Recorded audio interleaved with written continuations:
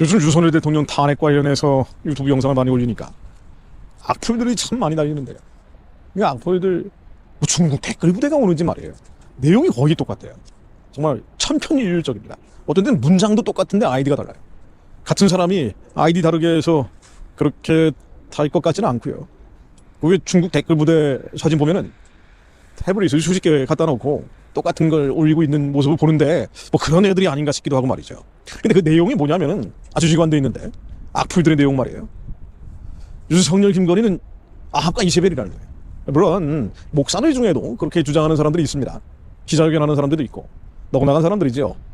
뭐가 참인지 거짓인지 분간하지 못하는 사람들인데 어쨌든 그들이 목사인지 아닌지 중국의 댓글 부대인지 아닌지 모르겠지만 윤석열 김건희 두 부부를 아합과 이세벨에 비유하는데, 자, 아합과 이세벨은요 우상숭배를 하고 하나님에 대적했죠. 성도들을 핍박했습니다. 심지어 하나님 자리에 올라가려고 했던 자예요. 그런데 윤석열 김건희 두 부부가 기독교를 탄압했나요? 여러분들, 권세는 복종하는 겁니다. 그게 어떤 권세든 복종하는 거예요. 다만 복종할 수 없는 권세가 있어요. 바로 아합과 이세벨 같은 자들이죠. 하나님에 대적하는 자예요.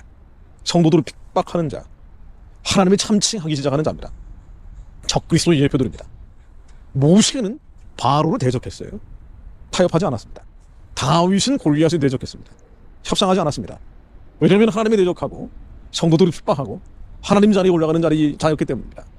이게 바로 적그리스도 예표들이에요. 이들은 결코 타협의 대상이 아닙니다. 생각해 보십시오. 교회를 탄압하는 자가 누구예요? 교회를 대적하는 자가 누굽니까? 교회를 해체하는 자들이 누구예요? 윤석열 김건희예요? 역대 대통령 가운데 가장 기독교의 우호적인 대통령 중에 한 명입니다. 윤석열 김건희 두 부부가 그랬어요. 아니, 윤석열 정부니까 윤석열 정부라고 합시다. 가장 기독교의 우호적인 대통령 중에 한 명이에요. 그런데 과거에 문재인 때는 어땠습니까? 허위 통계, 조작과 난조된 데이터를 가지고 예배를 중단시키고 교회를 셧다운시켰습니다. 결국은 교회 해체를 향해서 나간 거예요. 하나님이 대적했어요. 성도들을 핍박한 거예요. 2022년에 코로나가 한창일 때 7월달, 제가 이 통계 다시 말씀드립니다. 7월 8일 정세균 국무총리가 교회 소규모 모임에서 코로나 확진자의 절반이 나온다라고 주장했습니다. 이 데이터가 어디서 나온 거예요? 날조된 거예요. 사실이 아닙니다. 나중에 기독교 법조인들 단체에서 소송 걸고 행정법원에서 판결까지 나왔잖아요. 서울행정법원 2022 9합 57367 판결에서 질병관리청 제시 자료를 인용했는데 당시의 종교시설 확진자는 2.61%였고 모두 불교와 관련돼 있었습니다. 교회는 관련돼 있지 않았다. 정세균은 7월 8일 이 발언을 하면서 7월 5일부터 3일 동안 통계를 인용했다는 거예요. 그런데 이 3일 동안 통계는 종교시설 확진자는 2.61%였는데 불교와 관련됐고 교회와 관련된 사람은 없었다는 겁니다.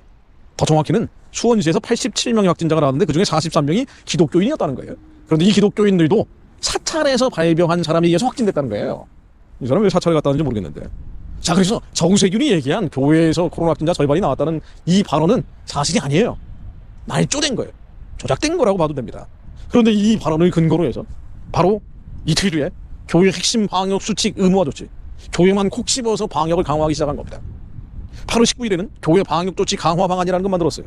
그래서 예배 드릴 때만 엄청난 압박을 하기 시작한 거예요. 정부의 방역 실패를 교회에 책임 전가한 겁니다. 그리고 8월 27일 날 문재인이 교계 지도자 16명을 모아놓고 똑같은 얘기를 한 겁니다. 8월부터 확산된 코로나 재확산 절반이 교회에서 일어나고 있다. 훈계를 한 거예요. 어떻게 됐습니까? 예배를 온라인으로 전환되기 시작했고 그로 인해서 수많은 미자립 교회들은 문을 닫기 시작한 거예요. 사라진 교회가 문재인 정권 때 그 코로나 팬데믹 기간에 10,000개가 넘는다는 지적도 있습니다. 국민일보 보도된 거 보니까 4,500개가 사라졌다고 나와요. 근데 이것도 전수조사를 한 게 아니고 코로나가 한창일 때 일정한 기간만 조사한 거기 때문에 훨씬 더 많은 교회들이 사라진 거죠. 그래서 많은 게 넘는 교회들이 없어졌다고 해도 틀린 말이 아니에요. 교회를 해체한 겁니다. 예배를 셧다운한 거예요. 그게 누가 했습니까? 누가 아합이에요? 누가 이세벨입니까? 차별금지법을 왜 교회에서 만들어요? 포괄적 차별금지법 만든다고 하면서 평등, 평화, 정의, 인권 온갖 좋은 명분 다 만들어 놓고 정작 보편적인 인권, 국민 전반의 인권에 대해서는 심각한 침해가 일어나는 거 아니에요? 그리고 교회는 해체가 되는 게 서구 사회에서 다 확인되어 온 사실 아닙니까? 그런데 그 차별금지법 누가 만들려고 그래요? 포괄적 차별금지법을 만들겠다고 계속 주장해온 게 바로 민주당 아니에요? 이재명 세력 아닙니까? 그리고 헌법재판소 재판관으로 지명한 사람이 역시 포괄적 차별금지법 만들어야 된다는 그런 사람을 추천한 거 아니에요? 누가 아합이에요? 누가 이세벨입니까? 윤석열 김건희예요? 거짓 천동 조작 날조하지 마십시오. 반성하세요. 선전선동하는 자들, 건진이니 천공이니 분별하십시오. 무엇이 참인지 거짓인지, 무엇이 하나님께서 기뻐하시는 일인지 한국의 목사들이, 그리스도인들이 분간하게 하옵소서. 지금 이 시대가 어떤 때인지 알게 하시오. 하나님의 말씀을 선포하는 자들, 주님의 마음을 대언하는 자들이 이 민족의 그리스도인들이 되게 하옵소서. 주님께서 민족의 중보기도 자단들을 일으키시어 그들의 입술을 통해 선하신 뜻을 만드실 것을 믿습니다. 아시도벨의 계기가 무너지게 하시며 유석열 탄핵시켜서 교회에 제대는 세상 막아주실 것을 믿습니다. 주님의 피값으로 세우신 대한민국, 주님께서 저희들의 기도를 통해 지켜주실 것을 믿습니다. 예수 그리스도 이름으로 기도드립니다. 아멘.